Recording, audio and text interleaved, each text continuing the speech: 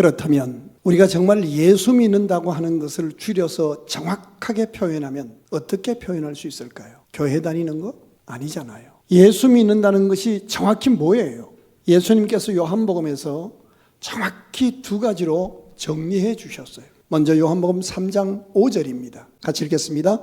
예수께서 대답하시되 진실로 진실로 내게 이르노니 사람이 물과 성령으로 나지 아니하면 하나님의 나라에 들어갈 수 없느니라. 자, 물과 성령으로 거듭나서 천국 들어가는 걸 말해요. 예수 믿고 천국 가는 것. 우리의 육신 이 장막집이 무너지면 끝이 아니란 말이죠. 고린도후서 5장 1절 같이 읽겠습니다. 만일 땅에 있는 우리의 장막집, 이 육체가 무너지면 하나님께서 지으신 집, 곧 우리 인간의 손으로 지은 것이 아니요 하늘에 있는 영원한 집이 우리에게 있는 줄을 아느니라. 그리고 성경 마지막 책인 요한계시록에 보면 우리가 가야 할 천국에 대해서 자세하게 묘사해 주고 있습니다. 우리가 이 땅을 마치고 천국에 들어갔을 때에 우리를 어떻게 환영하고 어떤 잔치가 벌어지는지도 자세하게 보여주고 있습니다. 예수 믿는다는 그 가장 중요한 것은 예수 믿고 천국 가는 거예요. 그런데 세상이 너무 살만해져서 천국 가기 싫은 거예요. 분명한 사실은 예수 믿고 믿음으로 천국에 가는 것입니다. 그리고 또 하나가 있습니다. 3장 3절 읽겠습니다. 예수께서 대답하여 이르시되 진실로 진실로 내게 이르노니 사람이 거듭나지 아니하면 하나님의 나라를 볼 수 없느니라. 예수 믿는다는 것은 예수 믿음으로 천국 들어가는 것이요, 또 하나는 이 땅에 살아가는 천국 갈 때까지 이 땅에 살고 있는 삶의 현장에서 하나님의 나라를 보는 것입니다.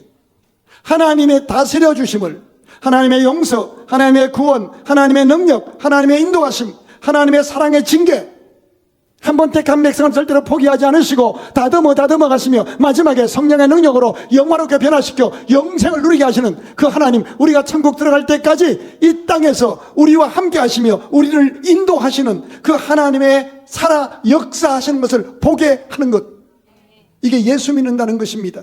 공부 많이 했다고 똑똑하다고 바르게 살았다고 하나님을 보는 거 아닙니다.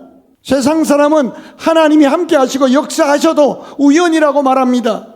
그냥 기적이라고 말합니다. 하나님이 살아 계십니다. 그리고 그 하나님의 살아계심과 같이 하심과 역사하심을 믿음이 있는 자, 예수 믿는 자, 믿음의 눈을 열어, 믿음의 가슴이 열려, 믿음의 귀가 열려 듣고 보게 되는 것입니다.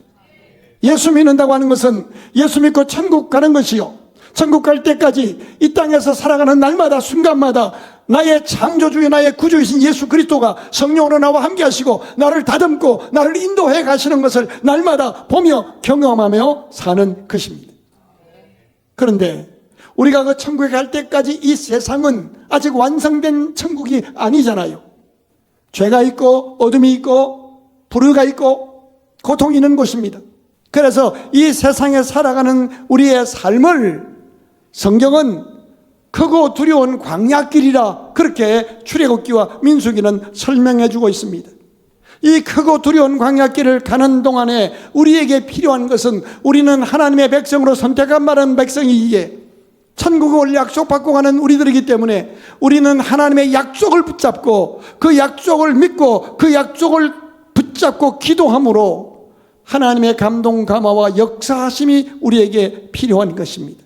오늘 본문에도 하나님의 은혜로 구원받아 천국을 상징하는 가나안 땅을 향하여 가는 이스라엘 백성들이 어려움을 만난 현장이 본문에 등장합니다. 출애굽기 17장 8절을 같이 읽겠습니다.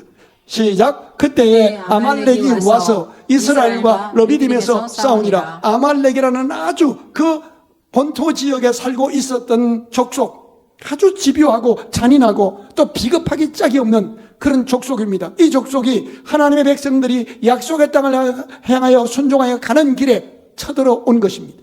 질문이 생기잖아요. 목사님, 하나님의 인도함을 받아서 순종하여 가는 길인데 왜 어려움을 당하나요? 우리 주변에 보면 믿음 순수하고 정말 열심인데 정말 어려움 당하는 형제자매들 많이 볼 수 있잖아요. 무슨 숨겨진 죄가 있어 그런 건 아니에요. 오늘 보면은 17장인데 앞으로 가서 보면 출애굽기 15장에서 이스라엘 백성들이 애굽에서 430년 동안 종살이 하다가 모세를 통하여 기적적으로 구출함을 받아내서 홍해를 기적적으로 건넙니다. 자기들을 죽이려고 재추격해오는 애국 군대가 홍해에서 다 몰살당했습니다. 너무 하나님의 은혜와 구원이 감사해서 기쁨으로 찬양이라는 단어가 성에서 처음 등장합니다. 그런데 그 기쁨의 찬양은 유효기간이 딱 사흘입니다. 3일 딱 지나고 났더니 마실 물이 없는 고통을 겪게 됩니다. 먹을 양식이 떨어져서 삶의 주거가 불안정해서 원망하게 됩니다. 삶의 기본적인 문제 때문에 우는 거예요. 저와 여러분이 예배당에 가서 은혜 받았다고 해서 그 모든 문제가 다 해결되는 거 아니란 말이에요. 그리고 나서 이번에는 또 생각지도 못했던 집요한 잔인한 족속인 아말렉이라는 이상한 인간들이 공격해 온 거예요. 그래요. 우리가 살아가는 이 삶의 길은 천국 하나님의 집에 도착할 때까지 누구나 다 문제가 있습니다. 그리고 그 문제를 풀어가는 것을 우리는 전쟁과 같다라고 표현하는 거예요. 생명이 있는 곳에는 늘 전쟁이 있어요. 사람마다 과목은 다르지만 나름대로 삶의 난제를 만나서 전쟁을 치르듯 힘겹게 살아가요. 고민이 있습니다. 어떤 분은 자신과의 전쟁을 합니다. 나는 왜 이거밖에 안 될까? 나는 왜 이럴까? 어떤 분은 가장 가까운 이웃인 배우자와의 관계에 전쟁을 치릅니다. 어떤 사람은 가족과의 부모와 자식과 전쟁을 치릅니다. 어떤 사람은 건강의 전쟁을 치르고요. 어떤 사람은 돈과의 전쟁을 치릅니다. 어떤 사람은 미래에 대한 두려움 때문에 하나님을 믿는다고 하면서도 하나님의 신실함을 의심하게 되고, 믿고 순종하면 풀릴 줄 알면서도 믿음이 연약해서 불신앙하고 불순종으로 자꾸만 저 힘드는 늪으로 빠져드는 그런 전쟁을 하는 그런 사람들이 우리 주변에 어렵지 않게 볼 수가 있습니다. 오늘 본문에도 믿음으로 가는 길에 아말렉이라는 사람들의 인간 공격을 받아서 고통당하는 모습이 그려지고 있습니다. 그렇다면 문제를 만났을 때 이 문제를 어떻게 대처하는 것이 온전한 믿음이고 온전한 삶이며 온전한 복을 받고 누리고 나누고 물려줄 수 있는가 하는 거예요. 성경은 다 같은 믿음의 사람이고 같은 문제를 만나도 어떤 사람은 그 문제 때문에 무너지고 그 문제 때문에 절망하다가 끝나는 사람이 있는가 하면 그 문제 앞에서 믿음이 살아나서 믿음이 적용되고 작동되어서 정말 온전한 축복을 받고 나누고 물려주는 믿음의 축복의 주인공이 있다라고 성경은 가르칩니다. 고린도전서 10장을 함께 같이 보시겠습니다. 같이 읽겠습니다. 시작. 형제들아, 나는 너희가 알지 못하기를 원하지 아니하노니 우리 조상들이 다 구름 아래 있고 바다 가운데로 지나며 모세에게 속하여 다 구름과 바다에서 세례를 받고 다 같은 신령한 음식을 먹으며 다 같은 신령한 음료를 마셨으니 이는 그들을 따르는 신령한 반석으로부터 마셨음에 그 반석은 곧 그리스도시니라. 그러나 그들의 다수를 하나님이 기뻐하지 아니하셨으므로 그들이 광야에서 멸망을 받았느니라. 다 같이 홍해에서 기적으로 그 구원을 받았어요. 다 같이 예수 믿고 구원받았고 다 같이 광주 땅에 살면서 다 같이 복된 이웃교회를 다녀요. 그런데 그 가운데 많은 다수를, 많을 따자예요. 많은 다수를 하나님이 기뻐하지 않는 모습이라는 거예요. 하나님을 보지 못해요.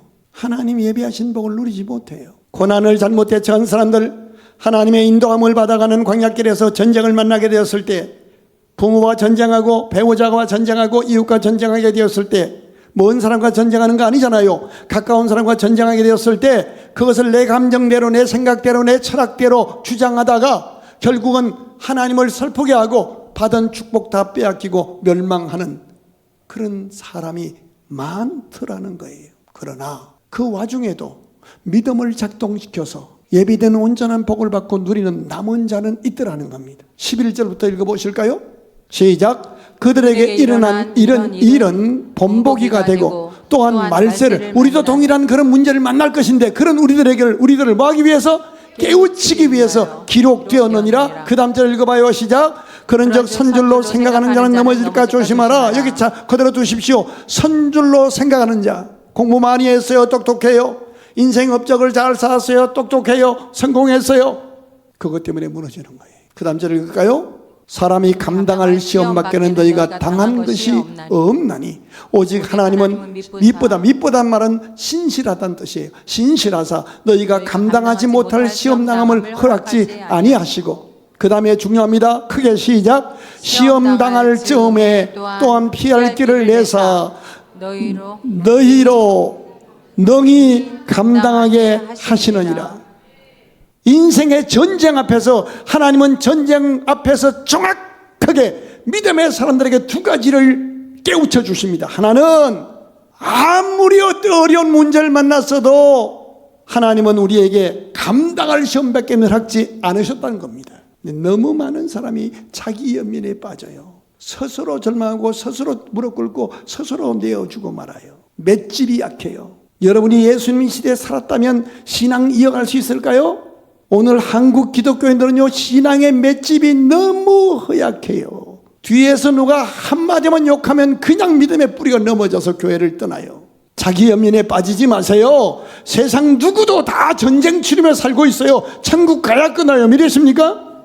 분명히 하나님 말씀하셔요. 죽을 것 같지만 아니에요. 하나님은 감당할 시험밖에 허락지 않으셨다고 말씀하셔요. 믿으시면 아멘. 그리고 뭐라고 말씀하셔요? 시험 당할 즈음에 피할 길을 내사 능히 감당하게 하시느니라. 재산 같은 문제 만나도 하나님께는 길이 있어요. 그래서 예수님이 스스로를 소개하실 때 나는 길이요 진리요 생명이라. 시험 당할 때 반드시 피할 길을 내셔요. 자, 이스라엘 백성들을 홍해를 건넌 다음에 그들을 끌고 애굽에서 구출한 다음에 약속의 땅을 향해서 인도해 가는 모세 앞에 어떤 일이 있었어요? 출애굽기 14장 15절 16절 한번 보십시다. 뒤에는 애국 군대요, 앞에는 건너지 못할 홍해가 넘실거리고 있습니다. 딱 죽음 앞에 서게 됐습니다. 같이 읽어요. 시작. 여호와께서 모세에게 이르시되 너는 어찌하여 내게 부르짖느냐? 이스라엘 자손에게 명령하여 앞으로 나아가게 하고 지팡이를 들고 손을 바다 위로 내밀어 그것이 갈라지게 하라. 이스라엘 자손이 바다 가운데서 마른 땅으로 행하리라. 저를 주목하세요. 결과부터 보실까요? 21절 보십시다. 모세가 바다 위로 손을 내밀매 여호와께서 큰 동풍이 밤새도록 바닷물을 물러가게 하시니 물이 갈라져 바다가 마른 땅이 된지라. 이게 무슨 소설 아니잖아요. 여러분 모세 십계명안 보셨잖아요. 무슨 처방을 내렸어요 하나님이. 지금 이스라엘 백성들이 홍해 앞에 다다랐을 때 뭐라고 항변했어요? 모세를 찾아와서 우리가 죽을 매장지가 없어서 여기 수장시켜 죽이려고 하느냐고 모세를 때려 죽이려고 덤볐습니다.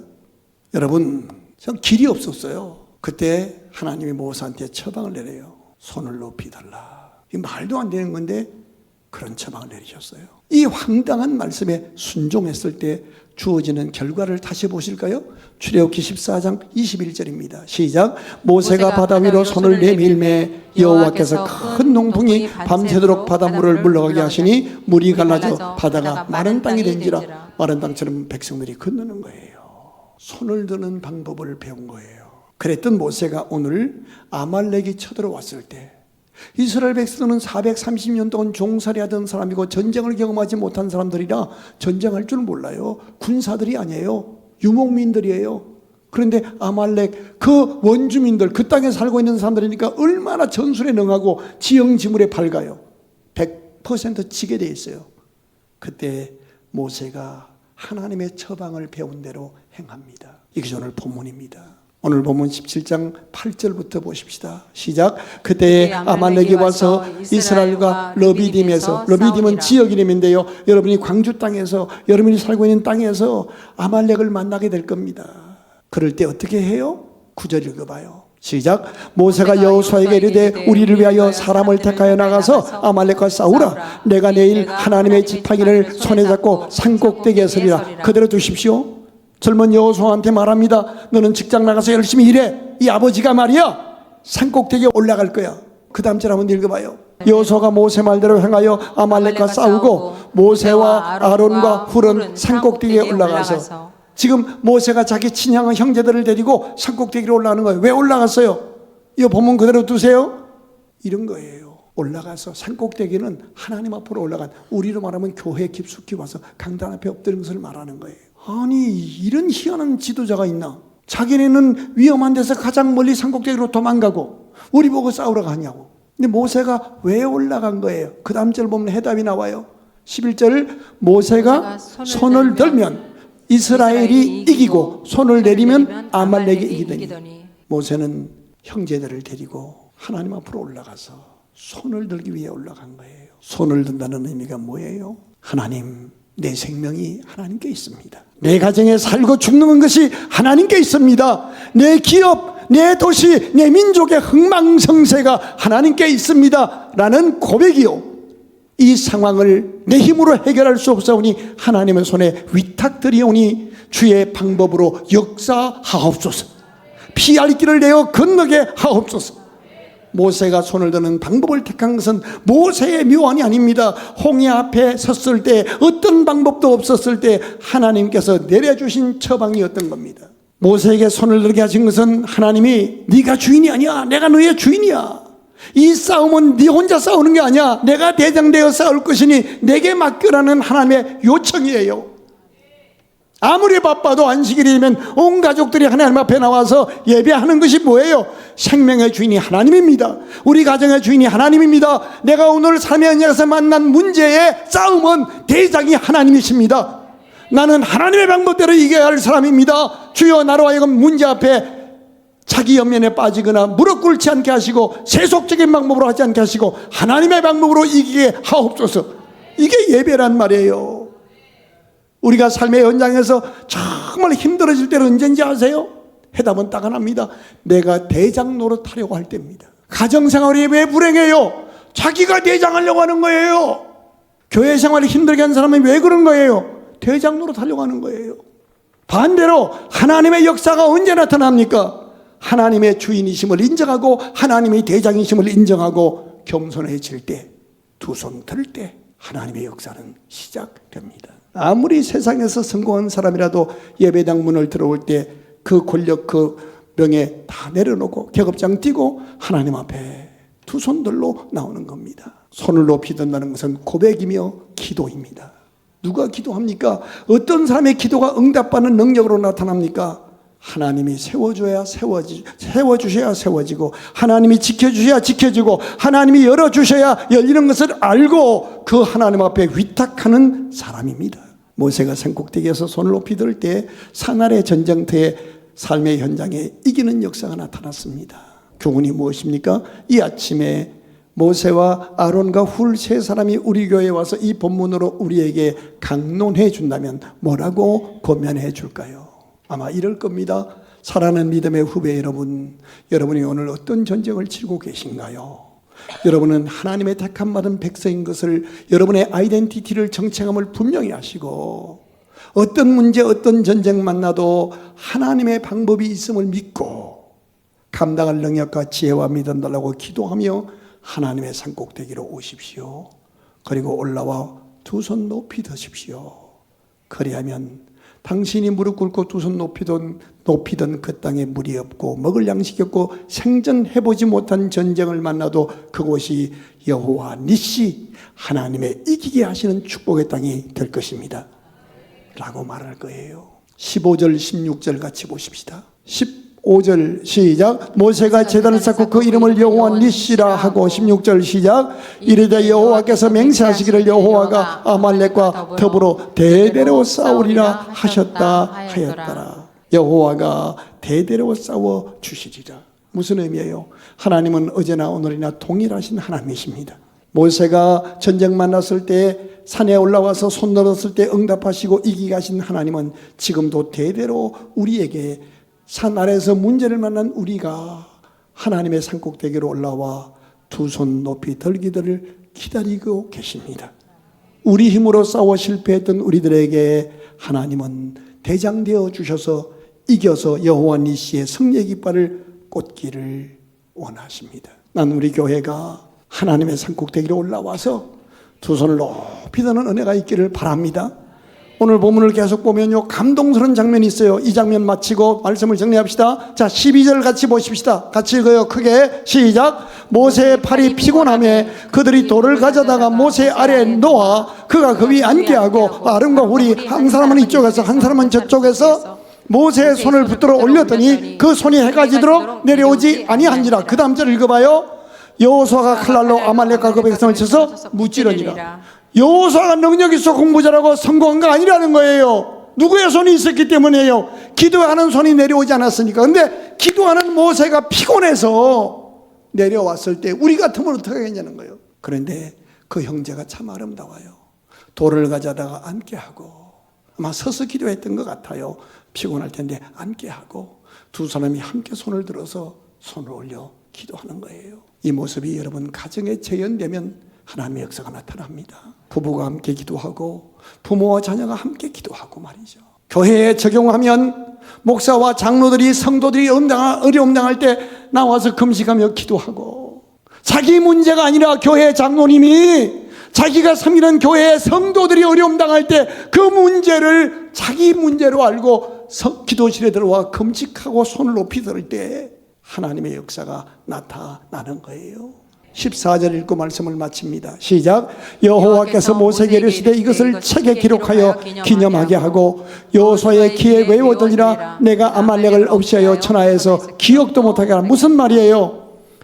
이 사건 두 손 높이 들었더니, 부모가 손을 들었더니 자녀의 전쟁터에 이기게 하신 하나님의 역사를 책에 기록해서 아예 외워주라는 거예요. 이 말씀을 우리에게 적용하면 신앙 1세대야. 너는 너희 자녀가 무슨 문제가 생기거든 하나님께로 올라와 두 손 높이 들고 살아라. 그리하면 너의 기도를 통하여 하나님의 이기게 하신 역사가 너희 자녀의 삶의 현장에 나타날 것이다.